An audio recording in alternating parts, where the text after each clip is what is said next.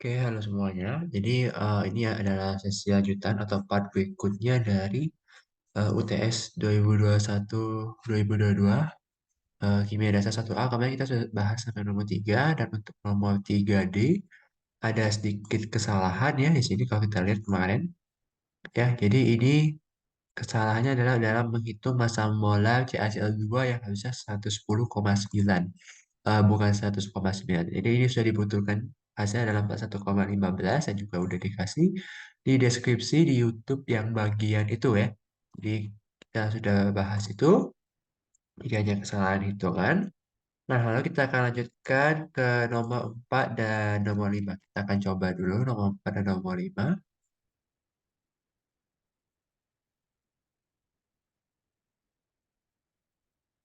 Jadi nomor 4 kita membahas sebenarnya masih reaksi laut nanti. Oke, jadi pada soal ini dia bilang soal praktikkan secara tidak sengaja menumpahkan lautan H2SO4 di atas meja. Langkah penanganan yang dilakukan adalah dengan menambahkan serbuk natrium hidrogen karbonat ya. Jadi natrium hidrogen karbonat itu dikenal juga dengan natrium bikarbonat dan biasanya harusnya sering ditemukan di soda kue biasanya, tapi nggak tahu juga ya. Nah, pokoknya dia bilang sampai terbentuk gelembung gas. Nah, kita ditanyakan gelembung gas yang terbentuk ini apa? Jadi kalau kita lihat H2SO4, kalau kita reaksikan dengan NaHCO3, ini akan jadi apa? Ini akan jadi nah, Na2SO4 yang ditambah dengan H2O ditambah dengan CO2. Nah, CO2 ini terbentuk dalam fase gas gitu ya, karbon dioksida. Maka di sini jawabannya adalah akan terbentuk gas CO2 ya. Jadi karena eh, kalau kita punya HCO3 itu biasanya ya, kalau kita punya suatu ion HCO3-, biasanya kita akan membentuk SO2 CO2. Sedangkan kalau kita punya HSO3-, bisulfit biasanya akan membentuk SO2. Ini yang terkategori sebagai reaksi metatesis gitu ya. Yang B, reaksi yang terjadi adalah reaksi apa? Di sini reaksi yang terjadi adalah reaksi penetralan. Jadi di sini adalah reaksi penetralan. Kemudian yang C, pada reaksi di atas, spesies yang bertindak sebagai basa adalah apa? Nah, di sini kita lihat dulu apa yang dimaksud dengan spesies. Jadi ini dia bilangnya ke teori asam basa Bronsted-Lowry, di mana dalam teori asam basa Bronsted-Lowry ada yang kita sebut sebagai donor proton. Jadi di sini asam yang adalah H+, di sini dikategorikan sebagai donor proton. Ya, asam itu sebagai donor proton dan basa adalah akseptor proton. Jadi di sini kalau kita lihat H2SO4, salah satu ionnya adalah H+, kemudian ini jadi HCO3- menjadi H2O plus CO2 ya. Nah, jadi di sini H H+ maksudnya akan nanti berpasangan dengan si H2O dan HCO3- akan berpasangan dengan CO2. Nah, masalah yang mana yang asam, mana yang basa. Jadi kita berkaitan dengan asam basa konjugasi.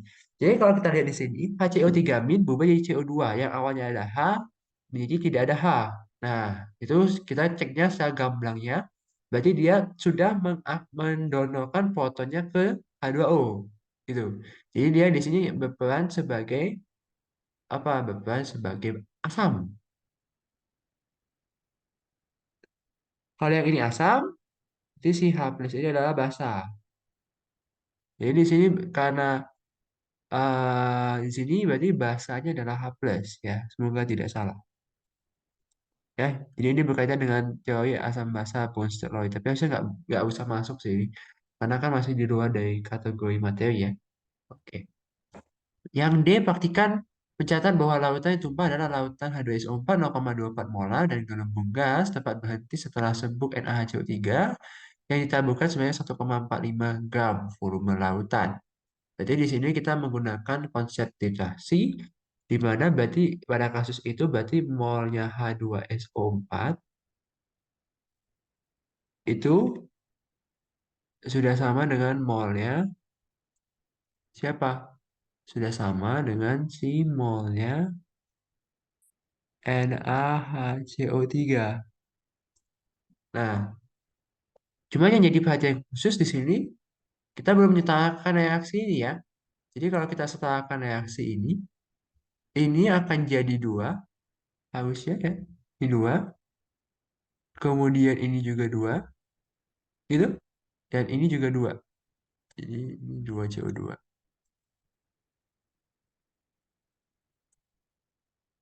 Ya.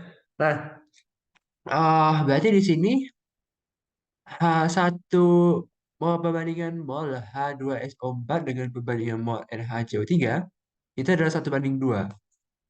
Jadi di sini kita tulis ulang aja ya. Jadi di sini mol H2SO4 banding dengan mol NaHCO3 ini adalah 1:2.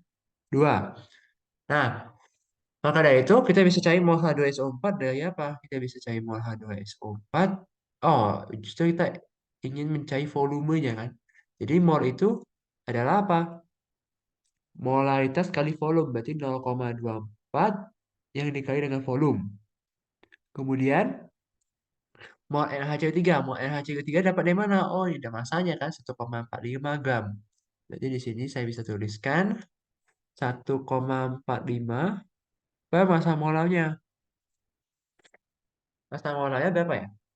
Na 23, H1 24, 24, 12, 36, 36 tambah 48. 36 tambah 48 berarti 84. Dengan sperm 2. Maka di sini 0,48 V ini akan sama dengan 1,45 bagi dengan 84.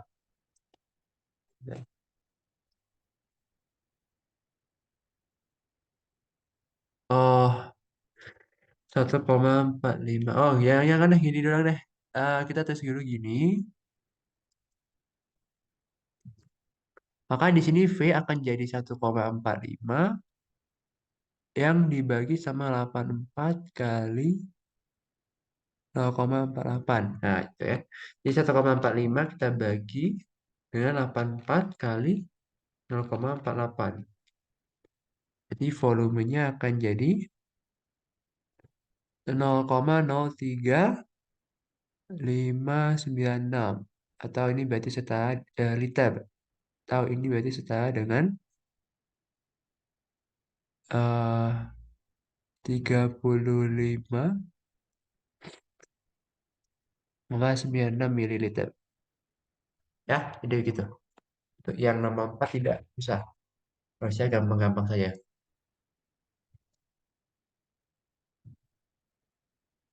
Oke, yang terakhir redox.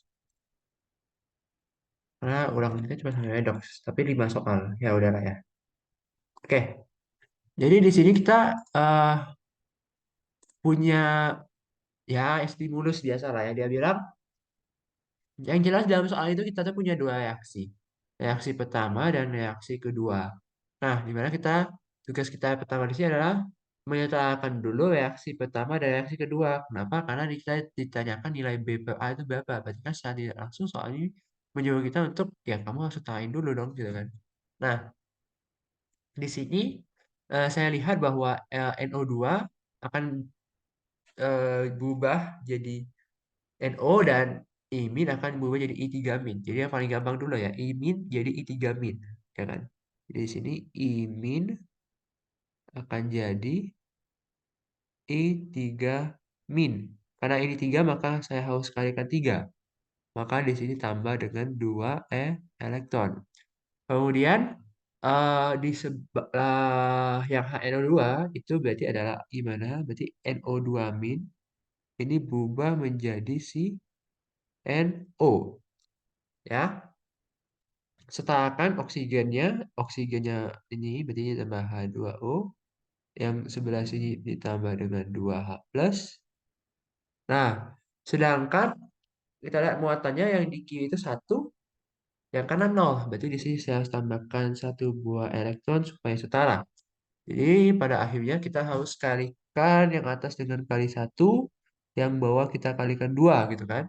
Jadi di sini kita dapat bahwa eh 3I min ditambah 4H plus ditambah dengan 2NO2 min ini akan jadi ah I3 min ditambah 2NO ditambah 2H2O. Yang intinya ada apa? B per A. Berarti yang I min dan ini AHL2. Nah, berarti kita secara nggak langsung kita harus ubah dulu ini ke molekulnya. Karena di sini kita punya 4H plus gitu ya. Maka di sini hanya akan ikut. Jadi 4HNO2 ditambah 3 imin. Bentar, HNO2 ini gimana maksud konsepnya ya? Gue juga bingung ya. Ya, coba. Kita setelahnya biasa-biasa dulu aja lah. Eh, CH plus.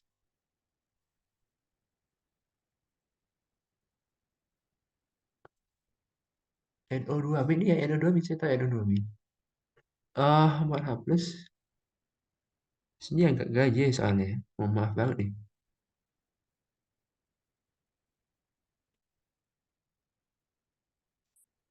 Oh, mungkin masuk soalnya itu gini. Jadi di sini kan saya hanya punya 2 NO2 min. Jadi H plus yang terpakai itu cuma 2. Berarti di sini jadinya 2 HNO2 ditambah 3 imin. Karena saya sudah pakai 2 H plus di sini, maka yang di sini tinggal sisa 2 H plus. Ini sama dengan 2 NO gitu ya. Saya ikuti urutannya NO ini, kemudian si I3 min, lalu si H2O gitu ya. Oke? Ya, benar. Jadi di sini kalau ditanya B per A berarti adalah 3 per atau 1,5. Oke, terus yang B. Kita harus setarakan reaksi yang B.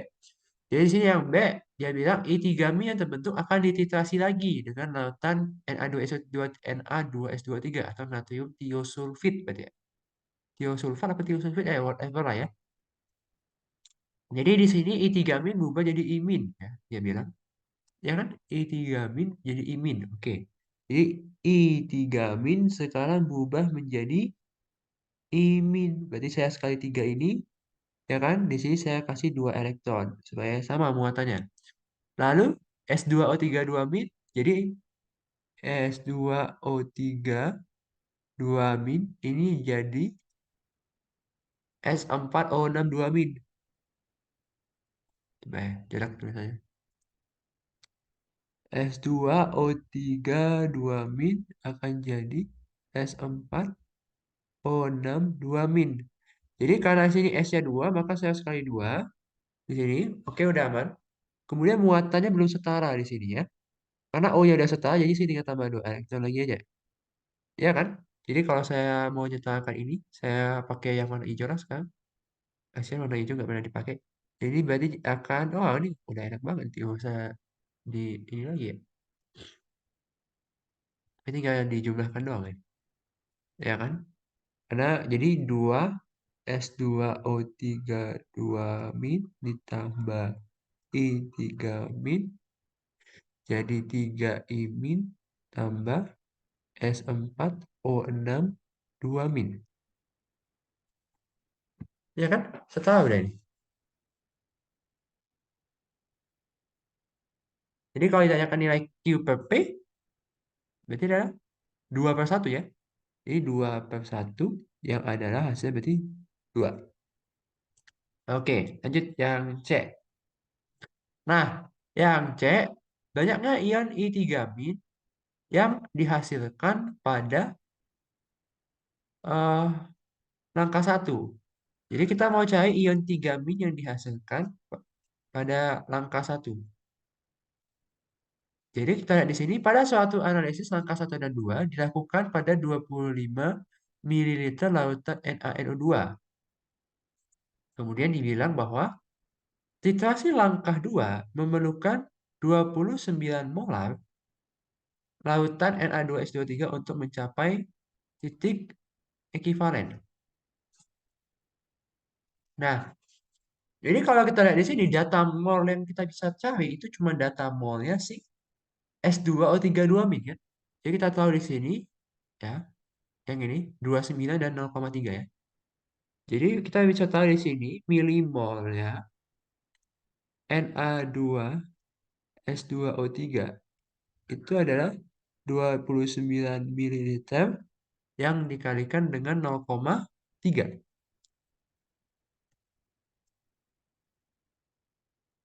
Ya kan? Berarti ini eh, akan jadi berapa? Aduh, ayo 8,7. Ya kan? 8,7 milimol. Oke? Nah, kita analisis dulu pelan-pelan. Kita kan maunya ionnya yang kita mau cari itu kan S2O32 min. Tapi ya sama aja sih, sama ya. Jadi mol di sini, kalau kita lihat ionisasinya, Na2S2O3, kalau kita ionisasikan jadi 2Na plus dan S2O32 min. Jadi ini sama molnya. Ya kan? Oke. Kemudian, di sini, apa yang terjadi? Kita akan cari mol I3- ya, harusnya. Ya, kenapa kita cari mol I3-? Karena ya kita memang namanya banyaknya ion I3- yang dihasilkan pada langkah 1 kan? Betul? Banyaknya ion I3- itu ya berapa ya kita nggak tahu. Nah, makanya kita harus cari tahu dulu berapa. Nah, kita tahu dari koefisien reaksi kita bisa cari milimol ya. Milimol dari I3-. Ini dengan menggunakan reaksi ini. Jadi setengahnya dari 8,7 milimol. Berarti ini akan jadi 4,35 milimol. Nah, jadi kalau kita udah tahu banyaknya ion ini agak bingung ya saya. Banyaknya ion I3- yang dihasilkan pada langkah 1. Ya bingung sih. Tapi harusnya ini jawabannya, ya. Karena kan kita udah cari.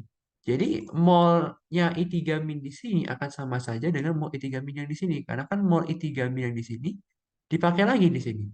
Jadi kan meskipun reaksinya beda dan koefisiennya beda gitu, tapi ya tetap sama gitu. Jadi kalau saya punya reaksi di sini, yang hijau ini I3- itu 4,35 milimol, yang kuning juga harus 4,35 milimol.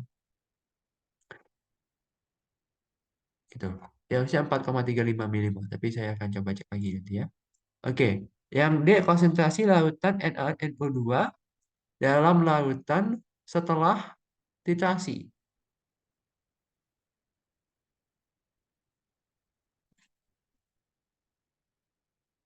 Oke, jadi kalau kita konsentrasi berarti kita butuh apa?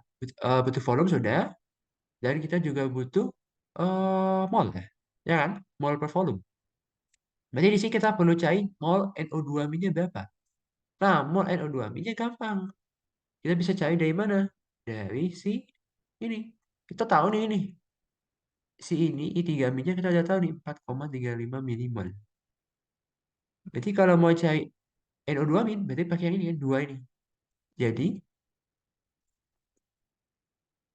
milimol HNO2 sebenarnya balik-balik lagi ya. Berarti ini Ah, wah kayak iya kali dua lagi. Berarti jadi 8,7 milimol lagi.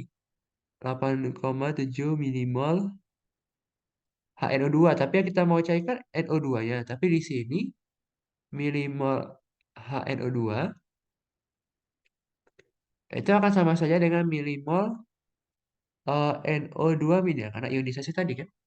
Nah, ya kalau sama ya berarti tinggal hajar lah, ya kan? Jadi molaritas sama dengan mol per volume, di mana molnya adalah 8,7 yang dibagi dengan 25 kan? Karena sudah satuannya adalah mili-mili.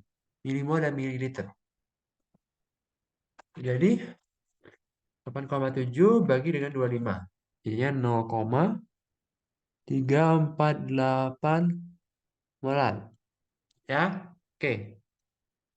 Kemudian yang E di sini, yang E maka massa Na2S4O6 dalam lautan setelah dititrasi.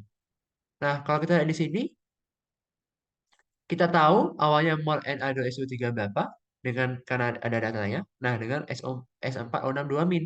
Berarti dari sini kita dapat hubungan kan bahwa milimol atau molnya S4O6 2 min itu adalah apa? Setengahnya kan? Berarti ya, setengahnya dari itu. Maka akan sama lagi dengan 4,35 milimol. Yang dia tanyakan adalah massa Na2S4O6. Ya kan? Na2, coba ya, Na2 S4O6 ya pada intinya kan akan jadi 2 Na plus tambah S4O6 2 min. Jadi kalau saya punya milimol yang ini segini, ya ini juga akan segini kan, 4,35 kan, karena kan koefisiennya sama. Nah, jadi di sini berarti massa dari si Na2 S4O6 ini adalah 4,5 kali 10 pangkat min 3 mol yang dikalikan sama apa ya? Massa molar ya kan? Berarti dulu 46 32 kali 4 128 ditambah dengan 16 kali 9. Berarti ini akan jadi 174 tambah 96 berarti 270.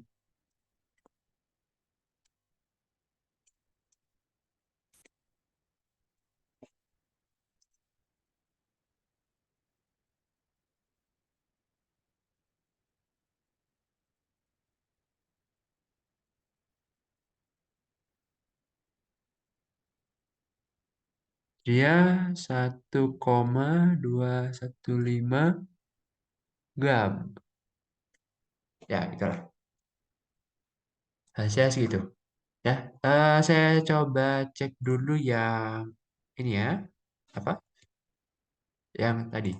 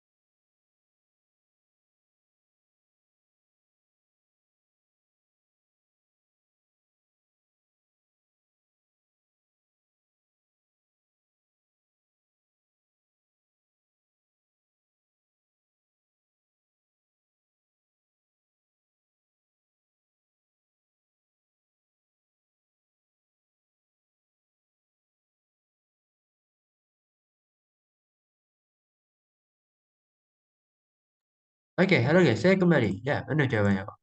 Ya, kok saya ini. Hehe, ya. Ya, jadi sebenarnya ya guys, di sini ada sedikit kesalahan ya, biasalah. Ini harusnya 4,35 ya. Maaf banget.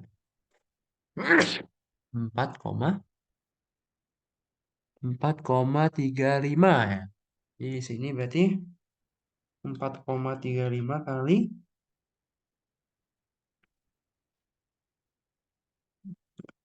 berarti 1,17 segini ya.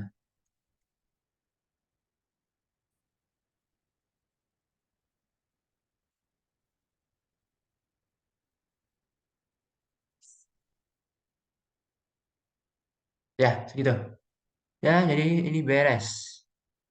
Ya, oke, mungkin saya akan buat satu video lagi tentang problem set yang lebih advance, jadi yang lebih sulit. Jadi kita bisa latihan lebih lagi ya. Ini tanggal berapa hari ini? Oh shit, saya lupa tanggal. Tanggal 6 ya? Iya, tanggal 6. Oke, terima kasih sudah menonton. Ditunggu di video berikutnya kalau sempat. Dadah.